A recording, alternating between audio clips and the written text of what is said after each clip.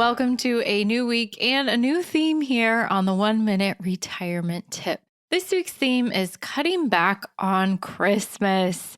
Sometimes we just do something because, well, that's what we've always done without giving it that much thought. And Christmas can easily become one of those seasons where we buy the things and do the things because, well, that's what we've always done. Well, I don't know about you, but it seems like the pressure to spend more and do more every holiday season only grows every year. Christmas music starts playing on the radio this year just after Halloween. I was shocked.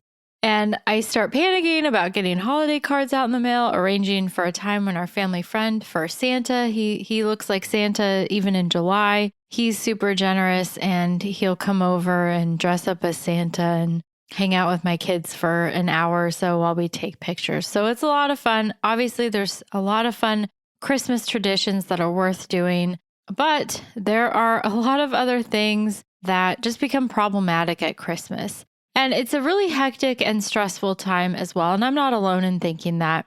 69% of people are stressed by the feeling of having a lack of time during the holidays. So that's over 2/3 of us that feel that way. Another 69% of us are stressed by the financial strain of Christmas. So it's really hard on our wallet, which is a big part of the reason why I'm focusing on this topic this week. And then over half of us, 51%, are stressed about the pressure to give or even to get gifts. And get this, nearly half of Americans, 45%, would prefer just to skip Christmas altogether. Yet we still do all the things and we spend all the money anyways.